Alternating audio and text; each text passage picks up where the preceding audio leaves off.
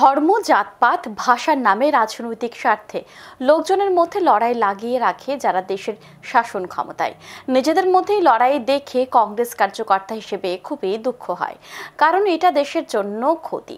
বৃহস্পতিবার আগরতলা টাউন হলে যুব কংগ্রেসের এক কনভেনশনে কথা বললেন বিধায়ক সুদীপ রায় বর্মন। সর্বভারতীয় যুব কংগ্রেসের নির্দেশে ত্রিপুরা প্রদেশ যুব কংগ্রেসের তরফে উত্তর পূর্বাঞ্চল যুব কনভেনশনে হয় আগরতলা টাউন হলে। একদিনের কনভেনশনে উত্তর পূর্বাঞ্চলের বিভিন্ন রাজ্য থেকে যুব প্রতিনিধিরা অংশ নেয়।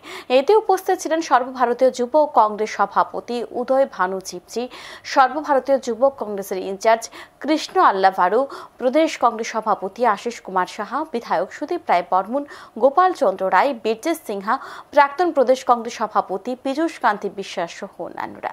আলোচনা করতে গিয়ে সুদীপ রায় বর্মন বিভিন্ন ইস্যুতে বর্তমান শাসক দল বিজেপির সমালোচনা করেন। তিনি বলেন, দেশের বর্তমান শাসকরা জাতপাত ধর্মের নামে রাজনীতি করে। তিনি বলেন, দেশের স্বাধীনতার জন্য বহু মানুষ শহীদ হয়েছেন, জেলে ছিলেন এবং এই বিষয়ে তিনি আরো কি বলেছেন শুনবো একবার।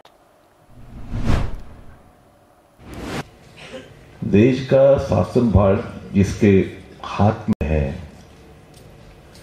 वो लोग राजनैतिक स्वार्थ के लिए कभी धर्म के नाम पे, कभी जात पात के नाम पे, कभी भाषा के नाम पे आपस में जब हम लड़ाई शुरू करते हैं तो कांग्रेस कार्यकर्ता होने के नाते हमको बहुत बहुत दुख होती है और ये ठेस पहुंचती है, क्योंकि ये देश के लिए हानिकारक है।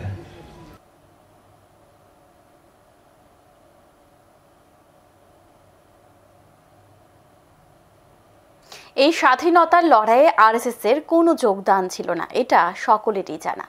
এখন সময় বিরতির সঙ্গে থাকুন।